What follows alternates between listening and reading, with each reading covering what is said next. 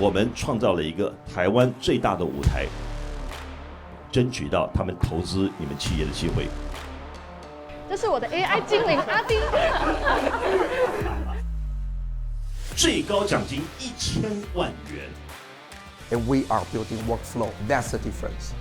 很大的一个题目，很多的痛点要同时在这个 project 里面解决。这个题目说不定真的会落实。每个人不同的重点聚集成一个集大成的智慧。这个是我的奶奶。所以这东西其实是有国际化的一个空间的。我们知道说我们需要如何帮到老人。60岁以上只有我。老实说，我觉得我们应该要进去。已经成功的拿到了第2个环节 Let Me In 的入场券。Cheers, everybody！ 接下来在这一段 pitching 上面，我们有 YouTube 的 co-founder Steve Chen、Twitch 的 co-founder Kevin Lin。 We are Ubik. People say we were crazy and we were, but it worked out. How much are you raising? Have any of them left after downloading it? We're trying to help more local people speak freely and shine brightly. Can I in Chinese? 可以试试看。It is interesting.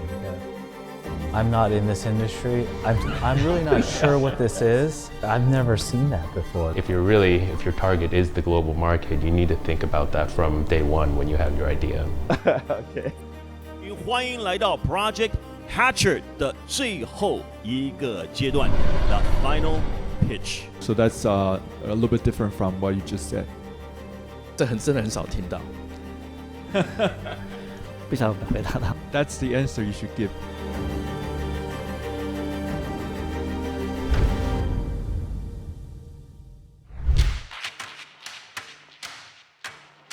新创我觉得用英文讲比较好 ，start up， 对不对？要 start， 然后再 up。新创当然顾名思义就是一定要够新，要能够创。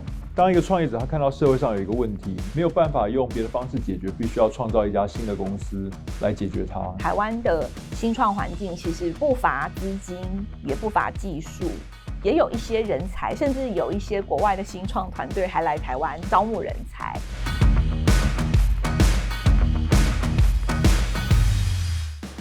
以往可能大家在这个东亚文化会认为说，你就是要去一个已经很成熟的大公司，然后这样的环境才是一个比较安全的，然后可以保障你的收入。万事起头难啦，所以 start 本来就是一件非常难的事情，找到目标，然后去努力，接下来后面柴米油盐酱醋茶其实都很磨人的。不单单是你创了一个新的模式，而这个新的模式可以解决消费者的一个痛点。那我想你的服务才会被认真被定义成是一个新创的一个商业模式。其实我相信现在新世代的这个不论是年轻人或团队，其实大家都有不同类型的可能。那怎么样我们能够透过一个内容的形式，然后可以创造出一个新的文化塑造的力量，然后代表说新创其实可以是一个很酷的事情，然后也可以去创造很多新的事情。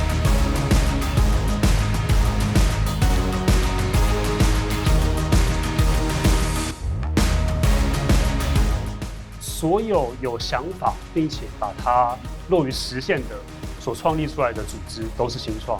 新创就是用非常少的资源去完成一个可以带来价值的产品或服务。Startup is innovation and guts, and the successful startup is this plus luck, timing, and a ton of hard work. 敢去 break， 然后敢去 create。然后再造出一个东西，就是说如何利用最小的资源去创造一个独特自己活下来的样子。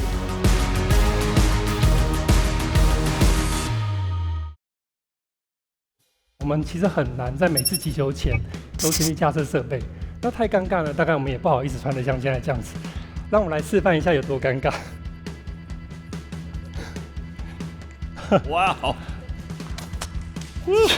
就是这么尴尬，这样的 solution 适合用在运动实验室。那可是其实真正大的市场应该是在我们平常运动的场所才对啊。好，那目前呢有100个试用者，那我们预计在明年会有非常快速的成长。以上是我的报告，谢谢大家。Oh wait, I forgot. There is one more thing. One more thing. 苹果发表会要发表，我们致敬一下 Steve Jobs。其实我们的应用呢有无限多种可能哦，不只是高尔夫球，像是其他各式运动。游戏、长照、教育训练等等哦。那我们的愿景呢，就是建构一个数位健康的生态圈。谢谢大家。所以我看起来就是你把这个过去让人很尴尬的这种detector， 就是侦测器，把它变成比较微小化，可以直接做在衣服的纤维上吗？对，我不知道是不是这样的一个概念。那你们现在做到的程度是所以你们跟运动品牌合作，所以未来运动品牌可能就会出类似这样的一个机能衣，还是那这个是可以洗吗？还是就做到怎么样的程度？我想要再了解一下。抱歉。 OK， 好，那我们目前是属于 prototype， 正要准备进行量产。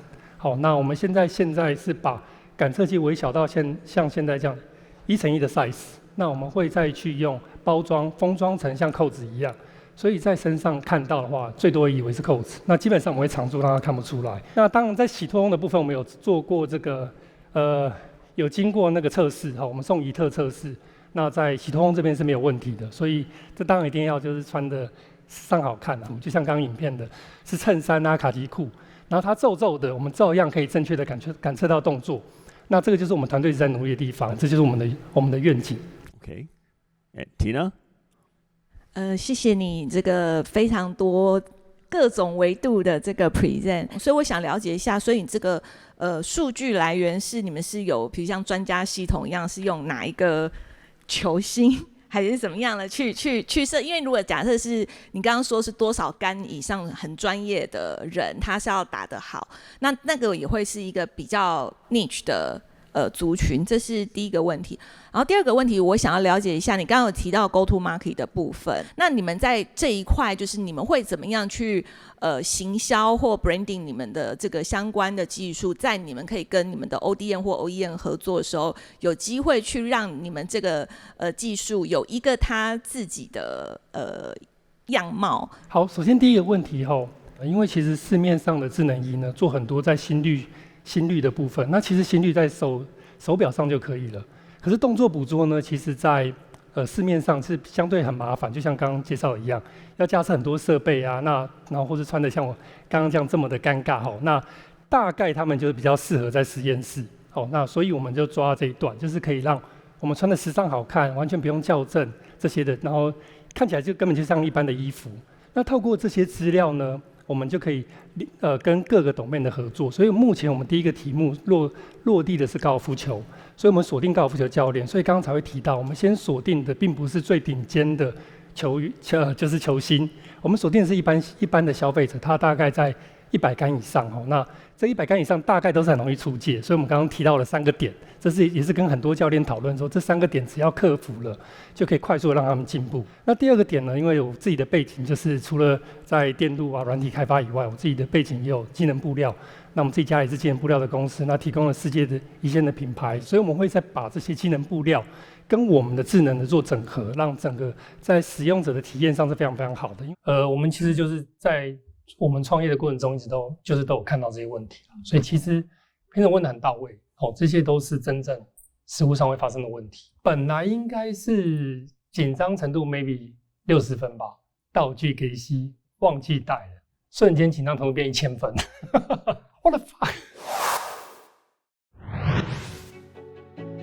希望可以在台上的决赛的时候，我们尽量把所有的 risk 都降到最低，然后我们尽我们最大的努力，我们就尽量回答。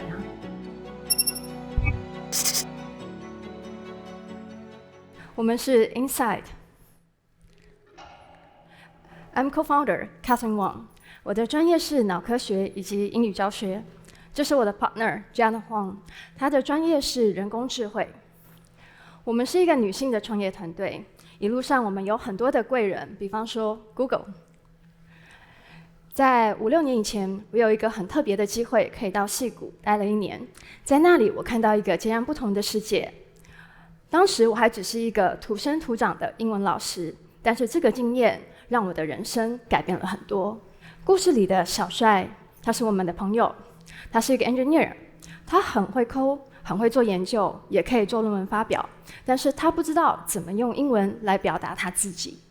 在这个场合里面，他想要争取大家的支持，但是没有人理解他说的话。因为我有一点口译背景，所以我就帮了他一把。后来他得到了和当地大学的合作机会。那个当下，我发现其实英文好是可以让你的人生开外挂的。我们可以用英文拓展视野，打开一个新世界，帮助更多的人 speak freely, shine brightly。目前现在有很多的人投入很多的时间想要学线上的英文，但是真正完成的人却很少。原因是因为他们的需求依然没有被真正的满足，他们需要的是高效率的英文学习，加速他们的职业发展。Booksmart 已经没有办法再满足他们了，那些理论都太遥远了，他们要的是快、很准的 Street Smart。线上的 input 结合线下的 input 做到模拟，我们把矽谷般的情境带到台湾，让同学们可以练习英文口说。故事里的小美和很多的台湾女孩子一样，和很多的台湾人一样，可能还没有机会可以出国深造。但是他得要面对国外的客户、国外的主管，他也花了很多心思去学习英文，可是效果不好。后来他选择我们，他发现很快的他可以参加 AI 主题的英语交流聚会，所以他很努力的学习我们推给他的最新的国际新闻以及一些攻略。只要每天10分钟，我们的系统可以帮他纠正发音，还有提升他用字遣词的能力。很快的这一天到了，他可以用英文表达他自己。他发现他的沟通还有思维都很迅速的得到了提升。我们的 USP 在于语料、训练以及实战，让我们的学员可以在这个正循环里面不断的加强他的发音以及他的用字遣词等沟通能力。台湾已经从 EFL 走向 ESL， 也就是说，英文不光只是在教室里面，它会走进我们的生活，走进我们的工作。我们正在扩大我们的 ecosystem， 我们希望和更多的科技大厂可以一起合作，强化我们的 AI 研发动能，以及和更多的产业可以一起合作，建立更多的全英沟通环境。我们的中期目标，希望可以建立城市结盟，以及发展专业英文主题的证照，长期则为国际布局。和5年前相较之下，今天的台湾整个创业环境已经往前成长了很多，而我们的英语学习环境呢？身为一个英文老师，我们希望5年之后可以帮助更多的人用英文在他的专业发光发热。我们希望找到更多的伙伴和我们一起为台湾写下更美丽的故事。谢谢大家，我们是 Insight。谢谢。因为现在市面上蛮多就是跟 AI 相关的英语学习或语言学习相关的这些同业，然后因为你这边大概有讲了一下你们的模式，那我想要了解一下说，你认为你们跟他们其他人的这个关键的这个竞争优势的点独特是在哪里？因为像语言模型的训练等等，好像其他的同样类型的厂商也都是做一样的事情。然后第二个的话是说，像语料的部分的话，你们在内容取得上面这边的授权或资料来源，你们是怎么处理这件事情的？其实，在英语就是在学习上面，我们觉得，像我们的语料比较多是来自于新闻英文，或者是 ESP， 就 English for Special Purpose。我们比较不会用一般的像Daily Life 这样的语料，因为竞争真的太多了。那比较高阶的语料的这一块，能掌握的老师其实是没有那么的多的。那要用到的人，他其实也会比较讲究，所以我们比较 focus 确实是在这一块。所以等于是说，你新闻语料的取得的话，那个新闻本身的来源也是你们有固定的合作来源，还是你们怎么取得那方面的内容去做你们的训练？我们没有固定，就是目前没有固定在配合的，但是我们很希望可以有机会的话，可以跟一些科技大厂配合，因为其实在现在 AIGT 的情况之下，当然应该说我们在做英文的这一块，材料的 IP 其实是一个问题，所以未来如果说用 AIGC 去帮他做一些语料的生成的话，其实是可以对英语教学有很大的帮助的。你后面有讲到城市结盟，我不太清楚那个意思是什么，你期待什么事情发生吗？这能不能解释一下？那你刚才有讲到那个就是 generative AI 那一块，你们自己认为的 impact 会是什么？对你的 business model 会有什么 impact？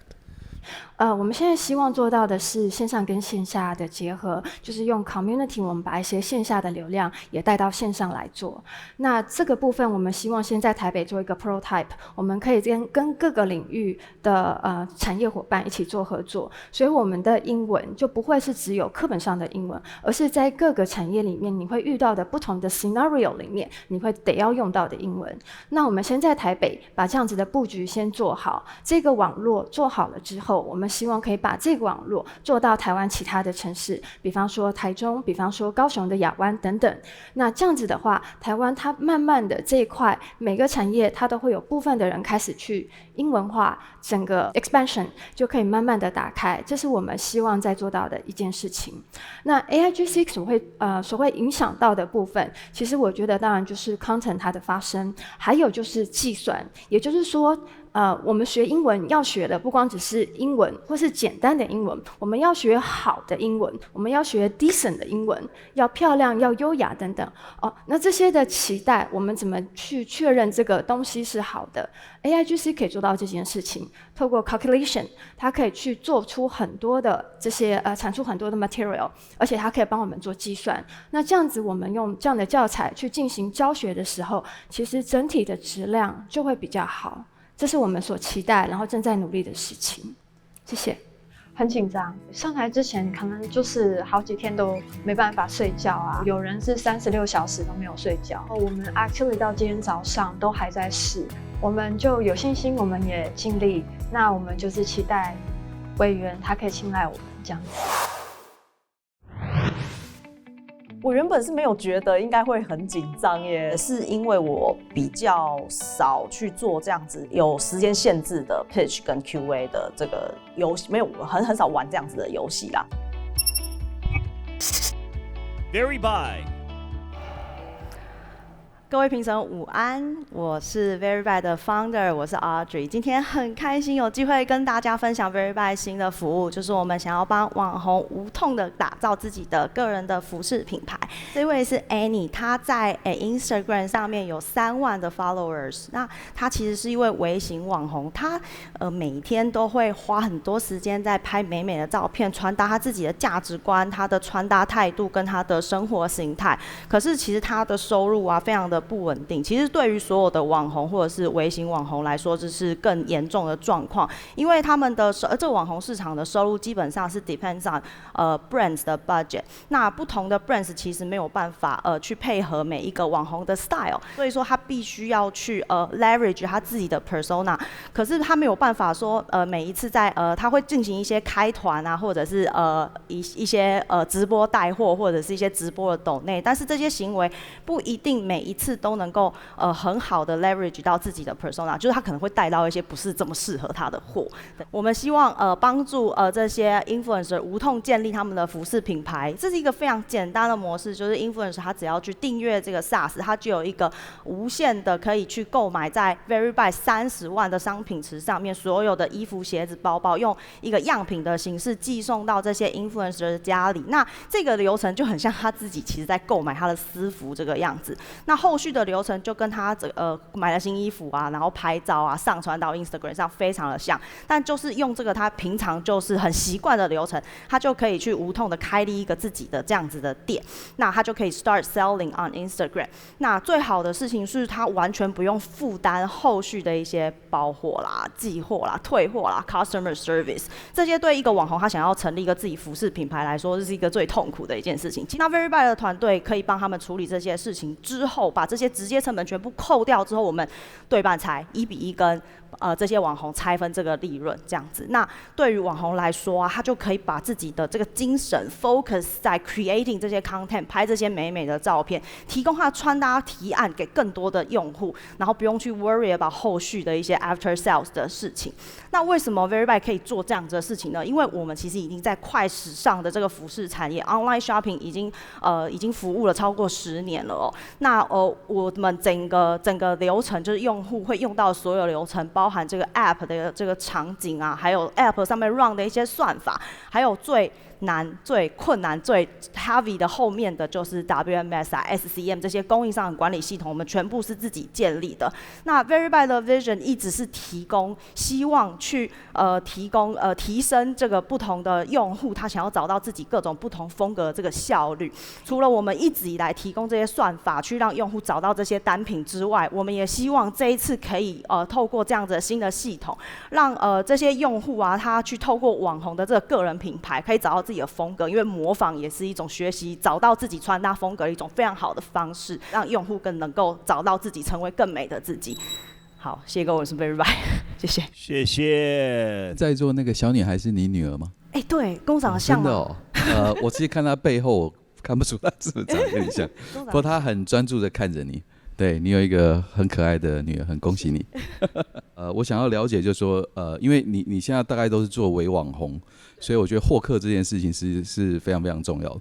那你们已经有一些 traction， 你们大概有算出，就是说你获得一个网红来订阅你的服务，大概你的获客成本大概是多少？其实我们这个东西大概 run 2个月啦。现在这 early traction 的话，大概 influencer 我们在做 influencer hunting 这件事情啊，我们一开始就是只能说让他免订阅费进来试试看这个样子。那我们做的这个订阅费其实有点像是绑定他自己私服的销售在 Veryby 这个大的 product pool 上面。所以呢，一开始我虽然说跟他说免订阅费，不过我有跟他收他每一单买的那个成本的钱，所以其实差不多意思。那就是看每一个，这个时候就会造成就每一个网红他有的人买的多，有的人买的少，但我就是只跟他收成本的钱这样子。然后他穿完之后他就 post 到他的 Instagram 上面去。我们 mainly 是 on Instagram 的 influencer 这样，主要是这样子。那他们带来的，我觉得网红一个很棒的事情就是说，我等于是把这些利润分给他，然后去 cover 这个 traffic 的这个成本，因为现在大家都知道电商的 traffic 其实蛮贵的。那我们其实就是把这件事情就是 leverage 放到这么多网红身上去。就是也像明明一样，就是很开心有一个这个身为妈妈的女性创业者可以在我们这个舞台上。我这边有几个问题，就是第一个是说，因为刚刚你提到，不论是我觉得电商就是用户，再加上你刚刚有讲到像网红，那另外一个就是供应商关系，其实就这3件事。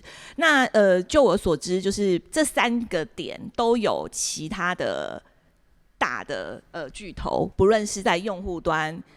或者是 influencer 端或供应商端，你觉得你的这个护城河的这个竞争优势的门槛在哪里？我们在一开始的 proposition 确实是放在 niche 的网红上面。那刚刚Tina 提到的3个，这算是三种势力，就是供应商、users 跟 influencers。那对我们来讲，其实这种小的 influencer， 它跟 user 其实有一点像，它只是有点自带流量的 user。那我们为什么会 come up with this idea？ 其实是因为我们的 user 里面有这样子的人，然后他来找我们，问我们说，如果还要买我们的衣服，我们可以怎么样合作这样子。所以我们现在是把这2件事情还是视为一个双边市场，就是小的 influencer 跟 user 是把它放成是一个同样一边这样子。那另外一边就是供应商管理的部分。供应商管理在 fast fashion 确实非常非常难，因为它不是一个标准化的东西，每次质检啊，然后供应商发错啊，这些问题都很恐怖。所以其实它非常仰赖系统以及我如何去管理这些供应商，因为他会 hack 我也要 hack 他，大概是一个这样子的流程。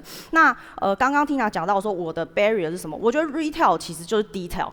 那每一个，这是 Michael Porter 讲嘛，就是每一个 activity， 如果说，比如说我跟compare with 我们跟虚印，那虚印的话，它其实做的事情跟我们就非常像，基本上就是同样的供应商来源，然后他们也做了非常多 influencer 的 projects。那我们跟它唯一不一样的地方，就是我们比较像是平台，上面可以有很多的 brands 这样上架。那虚印它是一个 single brand。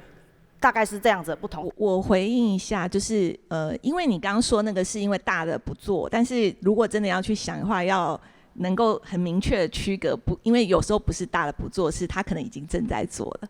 QA 不是很顺，不是很好，对，因为觉得想讲的东西太多，然后表达出来的时候很容易没有层次。我有好多事情要讲，但是我没有办法一下子就讲出来，它其实很考验临场反应。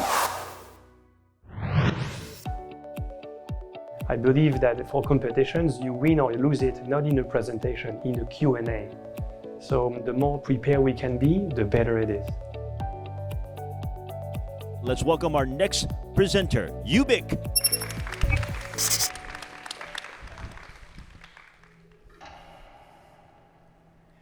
At Ubiq, we are the intersection of telecom and energy. We deploy wireless networks to connect energy devices, smart meters, solar inverters, batteries, EV chargers. We don't make them, but we connect them into a smart grid. That is how we make the energy transition a reality. Our hardware and software technologies and products have been used by Taiwan Power. We have won $58 million worth of contracts to date to deploy a smart electricity network in Taiwan. We raised Series A 2 years ago here in Taipei with Taiwania Capital, and we have just acquired a company out of New Zealand with operations in the US called MIMOMAX. They are specialists into wireless networks as well for utilities and public safety for mission-critical applications.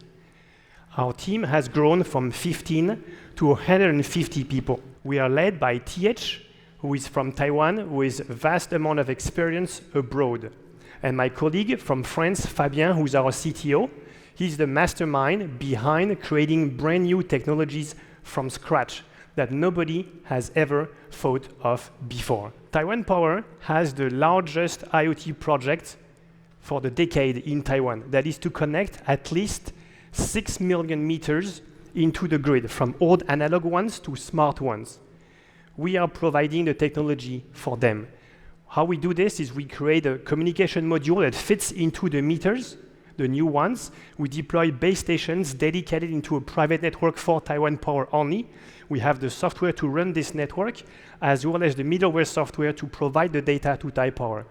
With that data, Taiwan Power is able to balance the supply and the demand and the generation for energy. You need to do this as you have more and more renewables. Those are dynamic. They are not constant anymore. With that data as well, Taiwan Power can avoid and predict a number of accidents and blackouts, having better idea of the quality of the network. Other utilities in the world have been requesting to do the same thing as what Taiwan Power is doing to make the energy transition a reality. We have innovated yet again with a special kind of base station. In this case here, the base station, think of it, is like a Nokia or Ericsson base station, not for 5G. It is for industrial IoT applications. You can deploy this base station called FreeRAN in some markets, such as in Americas. It's FCC approved. What's special with this base station is that it's the only one that you can deploy on the region's license-free band. That means you don't need to purchase the band. It's free. It's like an open bar. Every country has that. So we're the first one to have this product that deploys a private LTE network in the license-free band. We want to make a proposal to Tina and your colleagues at Google to deploy this base station together with Google Pixels. We have tested that. We want to dedicate this to disaster areas where you have a flood, a typhoon, earthquake, wildfire. There's no coverage there, but you need to have that.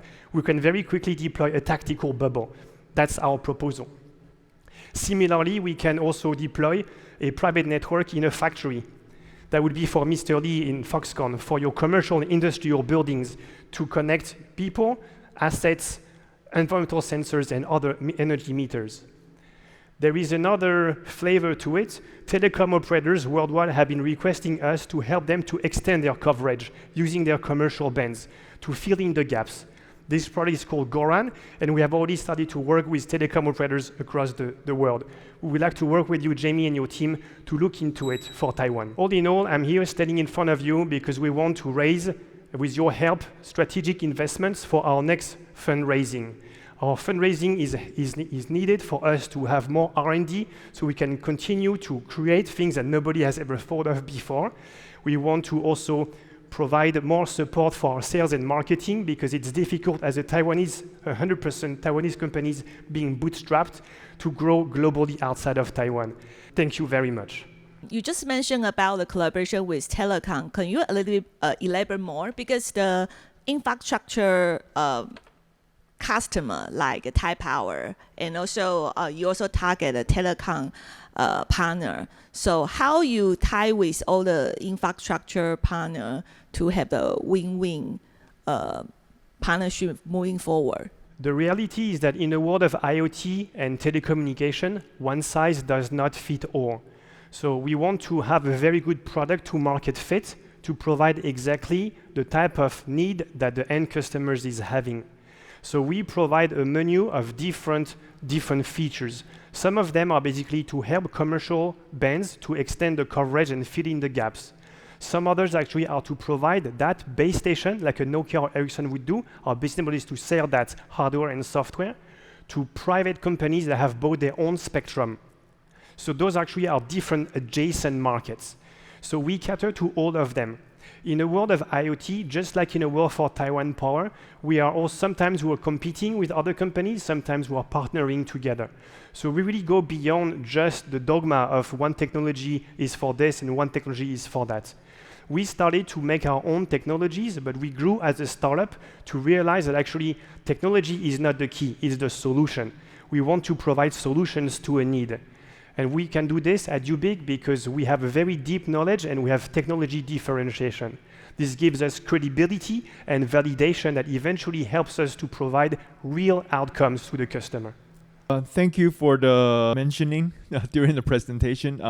We're indeed interested in solidifying our mobile broadband coverage. So can you elaborate a little bit on how your product is better than all the other O-RAN or sort of Open RAN type of products out there? Yes, so there are different segments into it. Because we come from narrowband applications, when the devices we connect are energy devices like sensors, meters, small trackers, things of that nature. So at the beginning, the applications we are doing are very narrowband, so small amount of data, but it's really about the range and the lifetime of the battery. But we're being pulled by our customers to go higher and higher bandwidth. So recently, last week, for example, we have installed our base station, FreeRAN, at a music festival to add capacity to that particular area that has many, many thousands of people. So what we do here is in between a repeater, which is already in the market, where it just repeats the signal, but you don't add capacity. But it's also before a big base station that is macro 4G or macro 5G, which is extremely expensive. So we just cater to those use cases where you don't want to spend a large amount of money for a big base station if it's only just a small amount of devices or a small amount of data. So that's our contribution.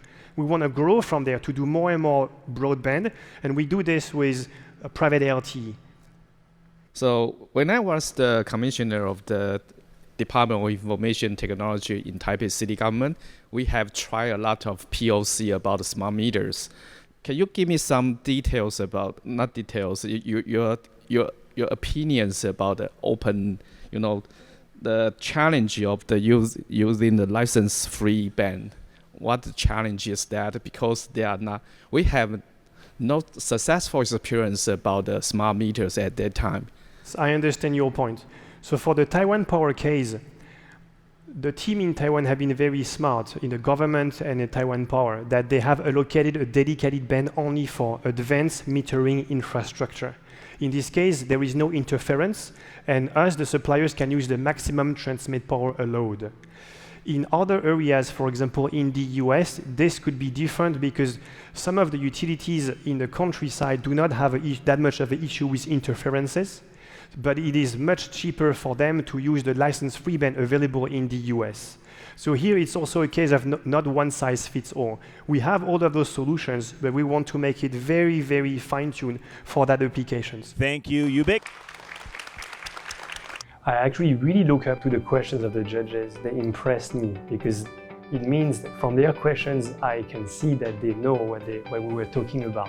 We're at the final stage. So how many, 60 more people started companies? Now it's down to the 12 best in Taiwan. I'm really, really hoping that we can use and win sometime here through this platform so we can make a bigger impact globally. That's my personal goal. 我喜欢在赛前有自己的节奏，可能在竞赛正式开始前的那一段时间，我还是留给自己。但是前面就是和大家一起去 have fun， 多去了解不同的人，了解他们的特质。这个也是在整个竞赛里面，我觉得很有价值的地方，在于了解不同的 founder 之间特质，跟他们所做出来的 startup 能够带有什么样的色彩，也是我们持续优化做一个组织公司文化可以去参考的对象。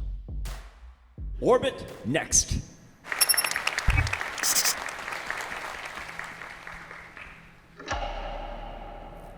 各位评审老师、创作圈的前辈们，大家好！今天非常兴奋能够在这里和大家分享一个在创作者经济领域让人非常兴奋的商业模式。OBNext 的核心解决方案在于收购 YouTube 创作者过去的影片，在未来3到5年广告收益的权利。我们针对每一个他们的旧影片去做估值，并且一次性的将他们未来的收益提前提供给这些创作者。创作者可以利用这一笔 upfront cash 去 reinvest 在他们自己的频道里面。无论今天是硬体设备的添购，做更大型的企划，或者是外包他们的部分服务。我们希望看到的是创作者不再受到资金的局限，他们的这个对于成长的想法。而我们希望看到的是他们能够有超乎预期的增长。而如同我们作为一个 YouTube 的乐听人，当我们订阅一个新的频道的时候，往往会回头去看他们旧的影片。那这个会让我们所收购的旧影片价值进一步的提升。在这里，我们要解决2个在创作者经济领域非常巨大的问题。首先，创作者在取得帮助他们成长的资金上的途径是非常有限的。从传统的金融机构到投资方，实际上对于整个创作者经济领域都非常不熟悉。另外，来自 YouTube 影片上传到平台上面的天性，这些影片在上传过后，往往在1个月内会把他们的流量红利全部吃完。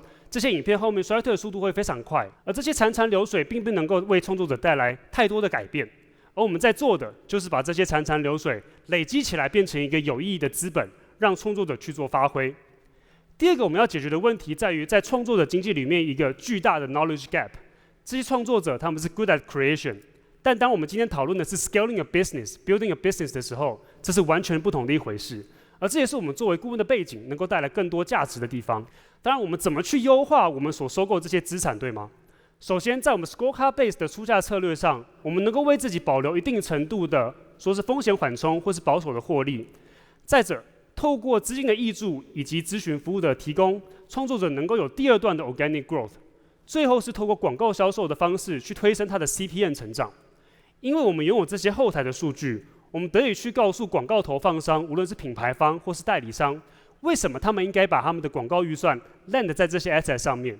而在整体的商业模式的执行流程上，我们在出价的时候是基于创作者过去的实际数据，先串接他们的后台资料库，提出每一部影片的估值。而当前我们的收购策略也优先选择在 evergreen 性质的影片，也就是那些大家会一直回头去看的，像是教育、运动、喜剧。在短短不到1年的时间内，我们从 ideation 到离开前一份工作，初期资料的收集 ，build up 的 MVP model， 到今年开始和创作者去做互动。我们已经能够成功的和4位横跨10万到40万订阅者的优秀创作者一起展开合作，而现在我们也持续的和不同领域的创作者、不同量级的创作者展开深化交流，去扩大我们整个 portfolio， 也帮助这些创作者成长。那当然，在最后，虽然说 OBNext 作为一个长到现在不到1年的一个公司，但是我们也可以预想到，在未来，当我们在讨论退场策略的时候，我们所拥有的这些YouTuber 后台数据，将是我们非常重要的资产。谢谢大家，我们是 OBNext。OK， 我想就是这个数位资产的估值模型一直是大家都很有兴趣的。你如何能够把这个数位资产合理的估值？你估值过高的话，就是得利者是创作者，但你如果估值过低的话，就你赚太多。那你怎么去 balance 这个事情？然后第2个是，你会不会担心 YouTube 它 data 最多？那如果他自己下来做？来对这些创作者的这个未来的这个数位资产做融资，那你怎么去建立你自己的门槛？谢谢。首先，在我们做估值的时候，我们完全是基于每一部影片过去的表现，去推估它未来3到5年的表现。所以这是一个非常量化、数据 driven 的结果。所以我们会提出一个合理的估值。那当然，并不会说，有些影片会高估，有些影片会低估，这是在模型持续优化的过程，我们要去克服的。所以同时候，我们也作为一个知识的提供者，提供这些创作者咨询的服务。所以并不是只有 highly bundle 在所谓的金融相关的这样的交易上。回答Ming的第2个问题，关于 Google 会不会自己下来做这件事情呢？是非常困难的，因为当他去帮助特定的创作者的时候，首先他可能会有图利特定一方的这个问题，再来是因为 YouTube 本身就是去设计整个演算法的角色，所以他如果还要再去估说，在你的频道里面，可能你的这个现在的表现怎么样，推估未来表现又是如何的话，他是一个裁判的角色，同时他也能够去改动，这个会有一些利益的冲突。而就我们所了解，实际上 YouTube 在2019到20年之间也有曾经在美国这边研究过类似的一个 project， 最后喊卡的原因，实际上就是因为他们不能够自己又是裁判，同时又是一个做庄的角色，帮助这些创作者成长。好，已经很久没有看到面面俱到的新商业模式了，所以非常的令人觉得这个 impressed， 那恭喜你哦。那我的问题是，你说的是要算2-3年、3-5年的这个 lifetime value， 去把它一次性的变现给他，那就表示你会有一笔资金卡在里面。那你自己现在看起来你的 payback period 是怎么样？那你的 cost of capital， 那这过程中其实你会变成一个非常资本密集的公司，你要怎么样克服这个困难呢？我想这个商业模式最大的挑战，实际上就是来自于 Jamie 您所说的，这是一个重资本的商业模式。所以在初期，当我们当然也不是来自就是哪一个世家大族，所以我们在资本的运用上实际上是非常的谨慎。所以以一个实际案例来看的话，和我们合作的第2位创作者在2月中，他 reach out 到我们，他说他的频道他觉得可能已经发展到了一个天花板，在他的品类里面。所以透过我们的资本辅以最重要的知识的提供，这些咨询服务包含了跟频道最直接相关的优化 SEO 相关的内容，包含到他可能我们会帮他做一些跨平台导流策略。这个频道得以在7个月内成长了50% 的订阅者，这让我们所挹注下去的资金预期在8个月内可以回收回来，而整个 partnership 是36个月。所以后面对我们来说会是更多的 profit 所在，但是当然这并不代表说这是一件好事，因为相对来说我们可能也稍微低估了它在爆发上的一个潜力，所以模型的部分我们也会持续的会去优化才行。我觉得可能你可以考虑一下明明的建议，也就是说一开始你可能给一个 fair valuation， 但后面如果发现它爆发力更大，你还是可以给创作者有一定的拆分嘛。那这样的话，你就可以去鼓励他拿了你的钱之后，再努力的创作，让他平台产生更多的 organic traffic， 那又帮助你买下来这个片库产生更多的营收。在这个模式里面，最棒的地方在于，因为我们和创作者之间建立的关系是非常紧密的，不仅仅是财务，更是一个商业伙伴的关系。所以我们现在做的收购是过去的影片，可能是上传180天以上的。在半年过后，我们能够再做的是，他在过去这半年所上传的新的影片，而且这些影片照理来说会是更有价值的。持续这样的关系，这是为什么我们认为说这也是一个 sustainable 的 business model 的原因。Very good, very impressive。我们非常谢谢你的 presentation，Thank you， 谢谢。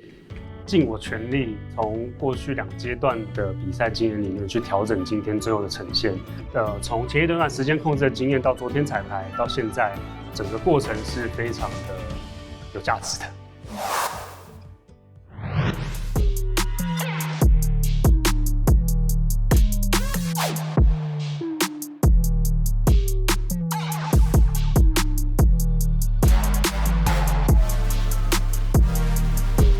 From my experience, there's 2 kinds of topics of startups that win competitions. The first one is save the earth, the other one is save mankind. 我觉得这一次有参加 Google Hatch 的，其实 quality 都还蛮好的，就是稍微听到他们在练习啊什么，我觉得都是蛮有 experience 的，然后也想得蛮清楚的。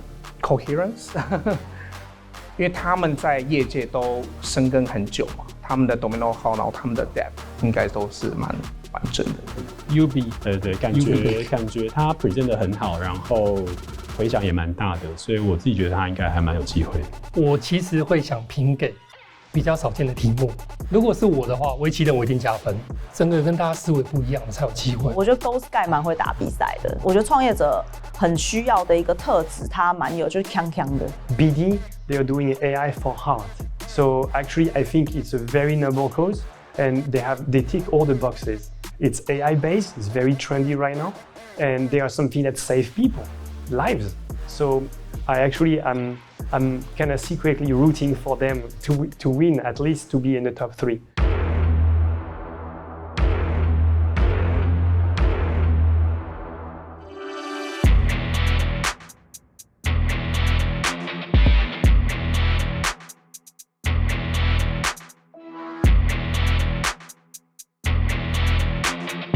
对第1名、第二名有意见吗？第1名、第2名也是我分数刚好2个最高，分数比较高。对啊，所以大家共识蛮高的。共识蛮高的。第1名500，第2名300，第3名200这样。所以我们现在在决定200万。对。不过这样好像跟我们就是新创创新的商业模式比较，因为它只是结合了一个 IP。就看我们要用哪一个角度选这个，除非是我们决定3个是要比较不同类型的。对，不知道到底这个东西做不做出来。对，它也没有任何 traction。对，所以我觉得这3个里面，我会觉得那个是比较危险的。看我们想要给哪一种呢？对，哪一种类型？这可能 Google 要说一下话吧。我觉得，因为假设我们就是我说，如果是要属性稍微比较切开一点的话，因为前面那2个都很to B 的，对，那也许有一个是to C 的。那如果他可以把这件事情的格局，可以从不同的角度，产品化、平台化、品牌化，然后他如果又把它变成是一个 trend， 他可以把这个事情的可能性可以再扩大。因为我们现在大部分团队都是很 tech 嘛，对，那但是其实并不是所有人都是 tech， 对，那如果有一群可以鼓励到，只要有志同道合，然后大家怎么讲 group 在一起，然后可以去创造一些什么，我觉得还应该可以蛮鼓励到蛮多人的。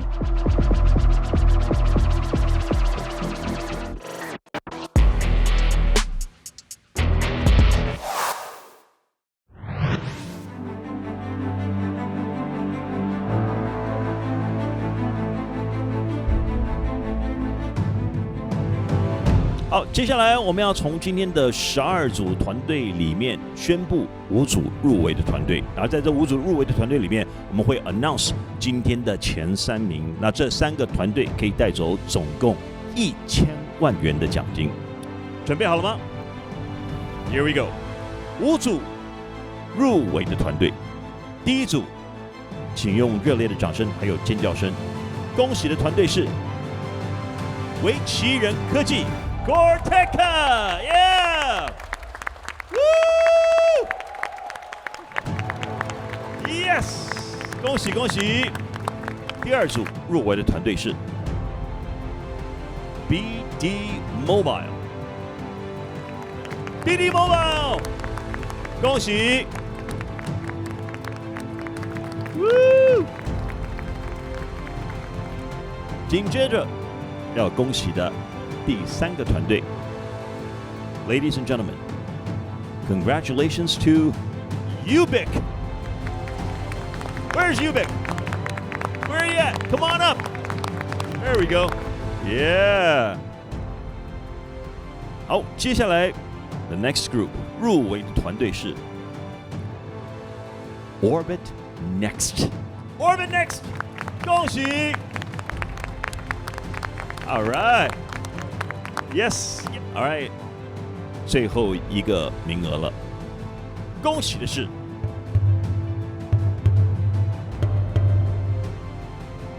Coherent Bio， 恭喜你们 ！All right， 我们再一次掌声给这5组鼓励一下，好不好？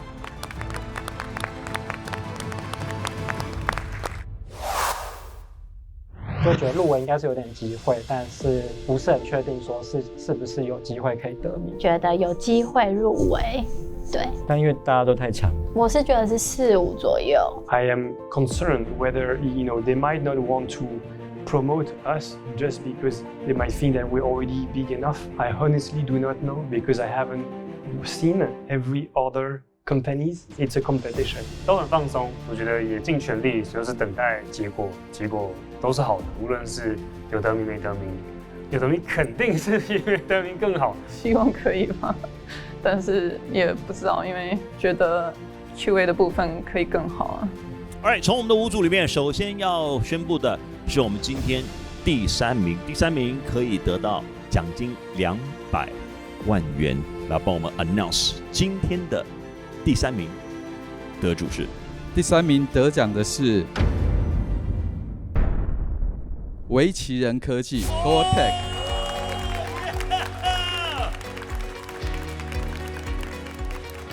恭喜！掌声跟尖叫声来一点好不好？太过瘾了！恭喜恭喜！在第3名的部分，坦白讲，当时有几个团队的分数是差不多的。那我们评审之间讨论的时间其实也是比较久。我们有看到说，现在AI 在围棋这个题目上，其实它是有一个蛮大的可能性的。他们虽然是有技术背景，但他们对这件事情每一个人都是专家。那你看到他们那个 team， 其实function的集合之外，每一个人都会围棋，都喜欢围棋，剩下来的东西，他们自己手上 own 的才是跟其他新创团队一样的，所以这点非常非常特殊，所以我对他们这个有点印象，觉得还蛮有趣的。一般你都会想说，企业跟明星合作很有可能是代言人啊，或者是有签一个什么合约啊，但他居然回答是说，这个7年前，黑佳佳就已经入股成为他们的股东了。那也就是说，其实黑佳是他们的共同创办人。当能够有这样的一个共同创办人去协助他们推广他们开发出来的围棋教育相关的产品，我想这样来讲是一个很特别的优势。那我们也希望这样的一个决定是能够鼓励更多台湾优秀的年轻人。当你对一个梦想你很有想法跟想要去追求的这个热情的时候，你可以去号召一组人，然后跟着你一起追寻你的梦。我觉得会得名真的不是因为我自己表现得特别好，我觉得是因为我们背后有一个超级强大的团队，也很希望就是可以不辜负这个肯定，对，然后希望可以让全世界的人都可以之后可以学围棋，然后可以了解这样子这么好的一个思维训练的一个才艺。再来应该算是我的家人吧，他们也是一路以来非常的支持我。我们会就是把这些钱肯定是放在刀口上，因为毕竟就算只是奖金，这个东西其实也是这些钱其实也是对公司来说非常重要的资产。那我们可能会放在近期比较就是我们国际化的这个部分，让我们的产品或者是课程变得更扎实。整体来说算是一个蛮惊奇的一个旅程，然后也没有想到会走到这边，但就满意自己的表现吧，就是一路以来就是有do my best， 然后就是有很幸运的被选上这样子。就是我们今天的第2名了，来，我们要请 Jamie 帮我们宣布一下啊。好紧张，第2名独得300万，得奖的是我们的 Orbit Next。Orbit Next，Yes， 恭喜！哇、wow, ，3 million NT，300万元呢。我们看到是他也提出一个，他看到一般这个 YouTube 在比较久以前的内容上，他怎么样可以透过他们的这个目前的这个模式，可以做到一个有一点像2轮电影或再次利用的可能性。那我觉得这个也会是一般其他人比较不会想到的角度。当然，我们觉得他的这个题目蛮有趣的，因为他也是能够建构一个ecosystem 去协助创作者，他们能够持续的创作，所以我们也给他比较高的分数。他们的成熟度，还有他的 business， 他的 differential 其实都还蛮清楚的，都表达得很好。很久没有看到像 Orbit Next 这样子一个非常面面俱到的商业模式创新，而且这个是双赢的YouTuber 也因此能够有更好的收益跟创作，而这个Orbit Next 这个公司它也能够因为从这边，因为它为 YouTuber 创造出来价值而有获利，所以我觉得这是一个非常完美的商业模式创新，那让我非常impressed。我觉得是家人跟我的伴侣，我觉得在这个过程里面已经有太多跟自己相处的时间，跟自己相处的时光，然后也很投入在工作上，因为我们是没有在休息的。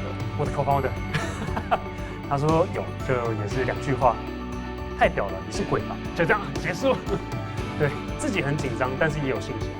不管是这个同才们，就是一起参加比赛的这些选手们，都给我还不错的反馈。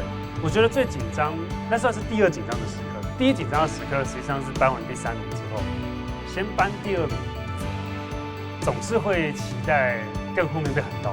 参加比赛，参加各种运动项目，其实就是为了冠军来的。哇哦！最重要的时刻来了，也就是我们今天最大张的这一张支票，有500万元新台币 ，5 million NT。我们要请到的是鸿海的李执行长啊，要请您帮我们 do the honor。我没有参加比赛，我的心跳都有点加速的。对，我手有点抖。对，真的手有点抖哎。Oh my goodness！ 对，打不开怎么办？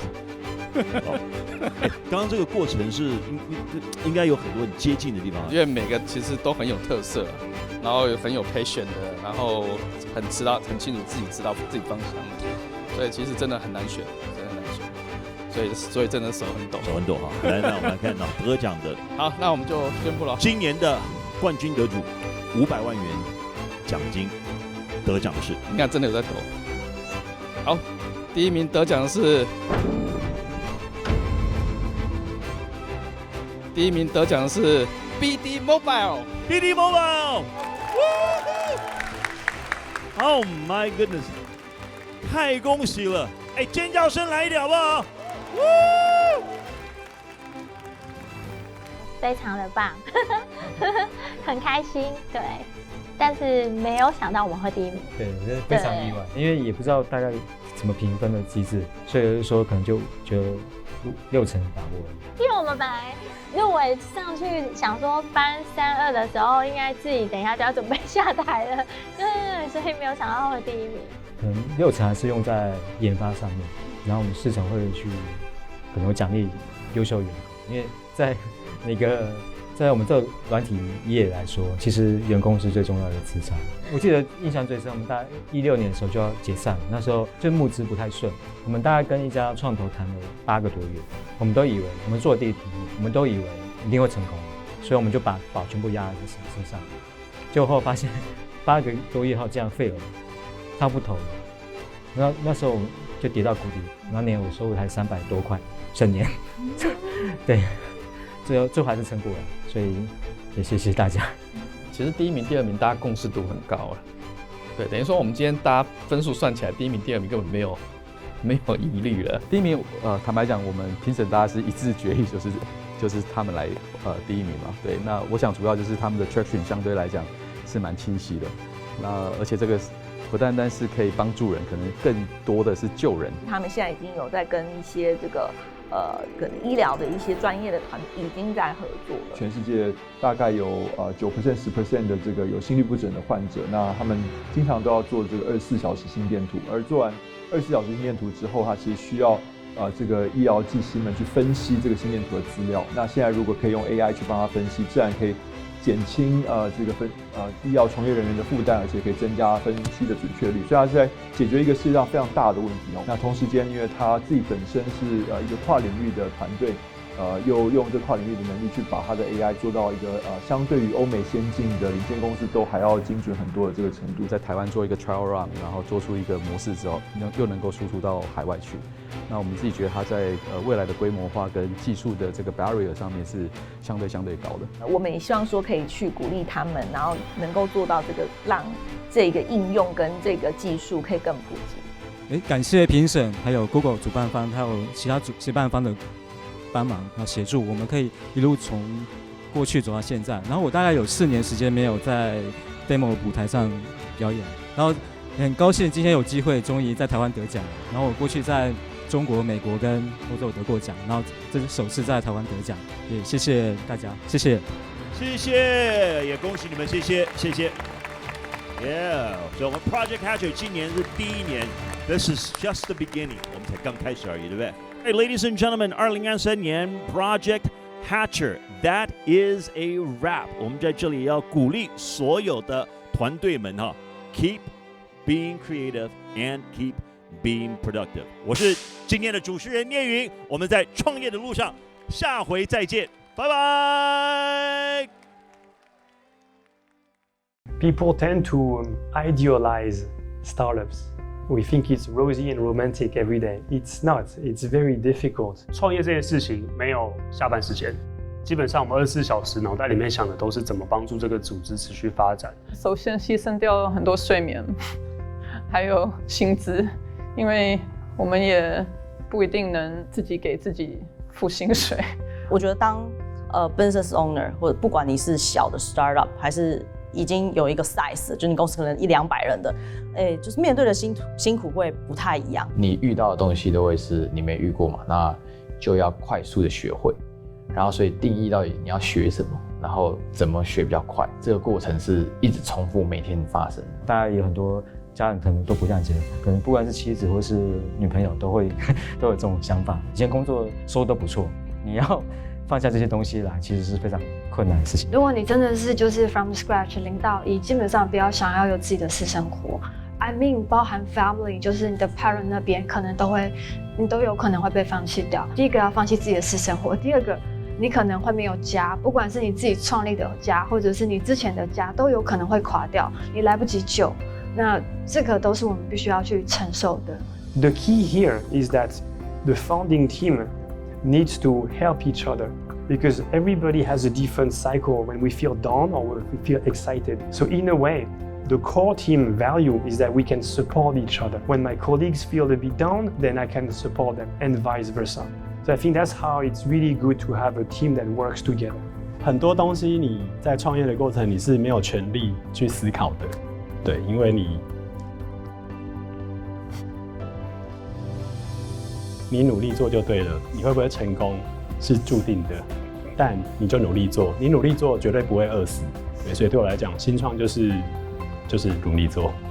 创业一定是有一定的冲动的存在，那一定是要看到这个社会上有一个很严重的问题，然后觉得舍我其谁要去解决它。你站在不同的产业嘛，那你本来面对的问题可能就不太一样，怎么去 highlight 自己真正赢的那个点？我觉得这就是有训练没有训练也会有差啦。对新创来讲，就不单单是你创了一个新的模式，而这个新的模式要能够 go to market， 就是市场能够认同你这个产品或是你这个服务是消费者所需要的，然后你可以解决消费者的一个痛点，并不是没得奖就不会成功，而且可能反而相对来讲你获得的东西是更多的。千万不要忘记，就是说一定要去想我们怎么样可以冲出台湾，用冲出台湾的视角去想你手上的生意。那我觉得在你未来的路上才会看到更多的可能。